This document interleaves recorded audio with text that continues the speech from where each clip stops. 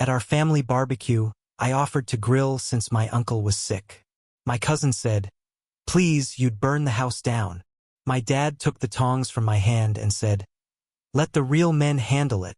I went back inside. Hours later, they burnt the steaks, dropped the corn, and ran out of propane.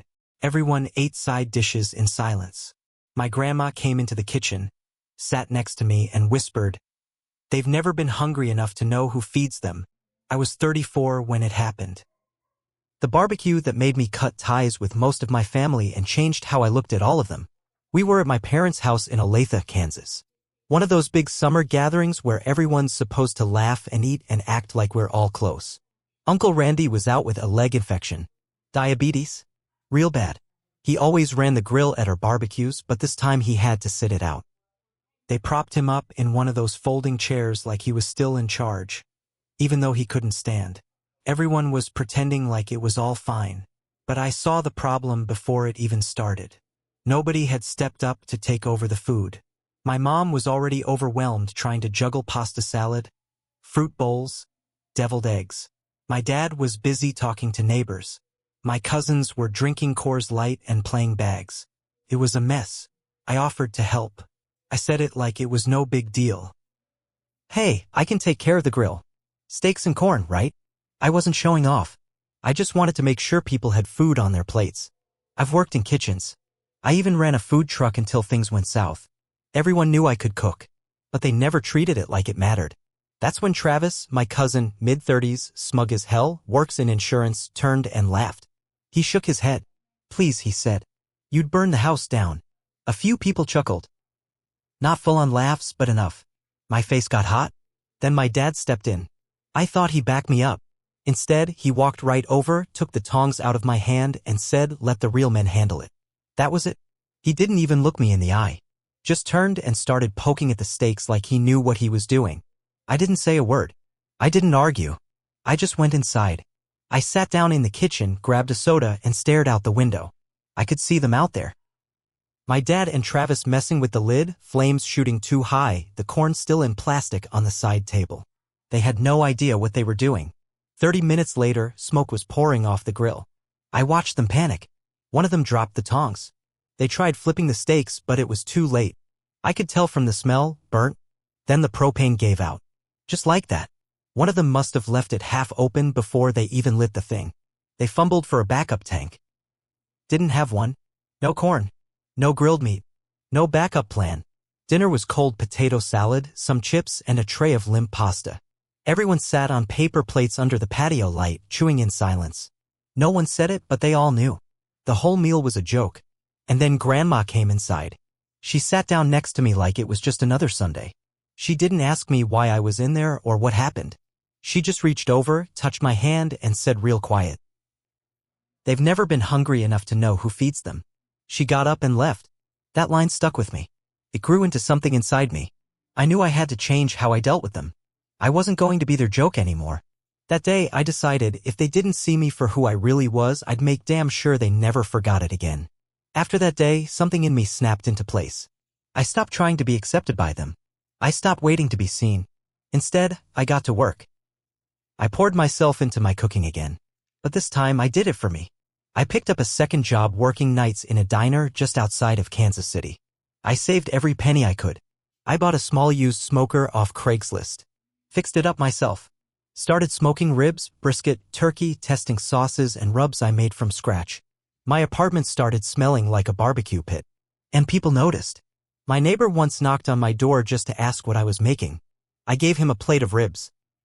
The next weekend, his wife came by asking if I'd make more. Word spread fast. I started taking small orders. $10 for a box of smoked wings. Brisket sandwiches for $15. It turned into weekend catering gigs. Then a small lunch stand by the farmer's market in town. I called it Feed Me First. I didn't tell anyone in the family. Not until the next 4th of July. My mom called 2 weeks before. Uncle Randy had passed. Heart failure. They were still doing the barbecue. I said he would have wanted it that way. She asked if I could bring some deviled eggs or something. I said sure. But I brought more than that. I showed up with trays. Smoked brisket. Honey-glazed cornbread. Tangy coleslaw. Homemade peach cobbler. I brought my own grill, set it up quietly in the corner of the yard before anyone noticed. At first, they didn't say much. Travis gave me a side glance but didn't open his mouth. My dad barely looked at me. I didn't say anything either. Then people started smelling the food. My aunt came over and asked what I was making. I offered her a bite of brisket. She took one. Her eyes widened.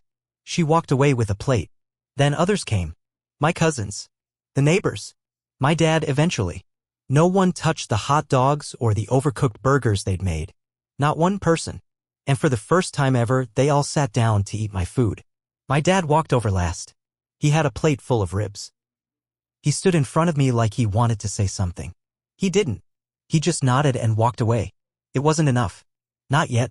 But it was the first time in my life I felt seen. And that's when I decided I wasn't done. I was going to take it further. I was going to build something so big they couldn't ignore it. Because now they were the ones watching me. I spent the next year grinding harder than I ever had in my life. I bought a beat-up food truck from a guy who used it to sell tacos in Wichita. Engine barely ran. Interior was shot. But the grill was solid, and that's all I needed. I stripped it down, rebuilt the inside myself with some help from YouTube and a mechanic buddy. Painted the outside black with red flames on the sides. Big bold letters, "Feed Me First Barbecue." I hit every farmer's market, every event, every street fair from Kansas City to Lawrence. I barely slept. I was working the diner nights and running the truck on weekends. But the lines kept getting longer. Word kept spreading. Soon I had regulars. People driving from other counties just for my pulled pork. Local newspapers wrote me up. One blogger called me the Midwest's brisket king. I didn't let it go to my head, but I printed it out and taped it inside the truck anyway. Meanwhile, the family stayed mostly quiet. No calls, no praise, nothing, except for Grandma. She came by the truck once in her church dress and ordered ribs with extra sauce.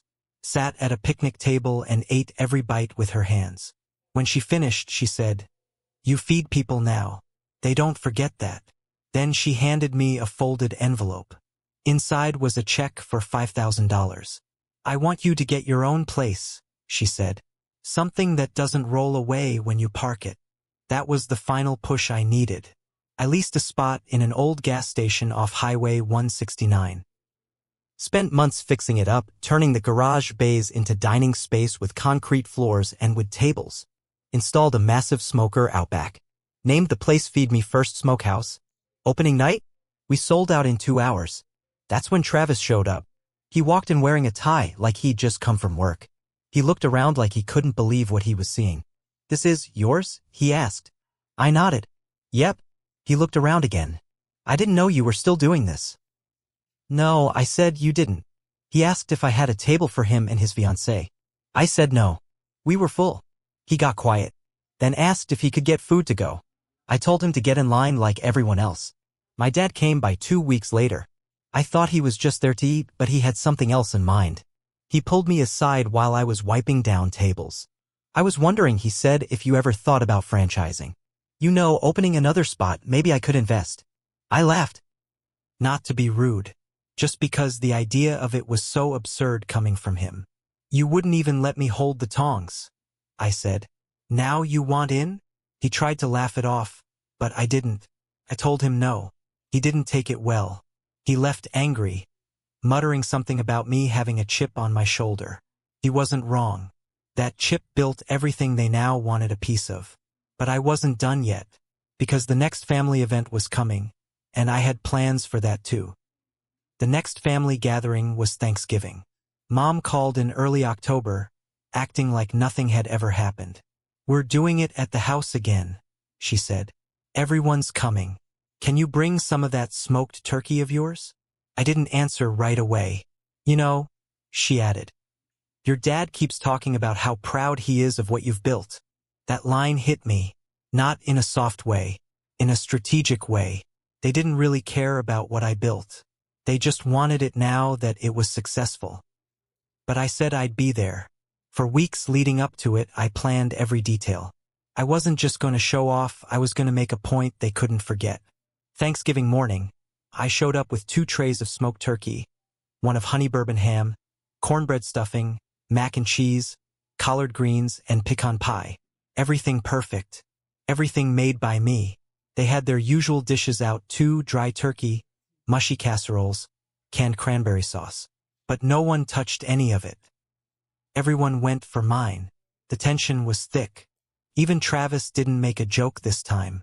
He just took his plate and kept his mouth shut. My dad finally raised a glass at the table and said, "We've all made mistakes, but I think we can all agree we're proud of this guy here." Some people clapped, but I didn't smile. I stood up. "You know," I said, "I used to sit at this table and feel invisible. I offered to help and you all laughed. I offered to work and you all said I wasn't good enough. Now you want a seat at my table?" I looked around the room. "You all ate my food today. Every last bite. But don't think that means we're back to normal." My dad opened his mouth. I didn't let him speak. I remember who shut me down. I remember who watched and said nothing. I remember who turned their back. And I'm not here for your praise now. I picked up my coat. "You've never been hungry enough to know who feeds you," I said. "But you just got a taste." Then I walked out. I never went back to another family holiday. Not once. A year later, Feed Me First Smokehouse had 3 locations. Grandma passed away that winter. She left me the farm. I turned it into a 4th restaurant. Every time someone from the family reaches out now, I keep it simple. I thank them for their message. Then I send them the full catering price list. No discounts. No exceptions. Because I don't burn bridges. I build my business with their ashes.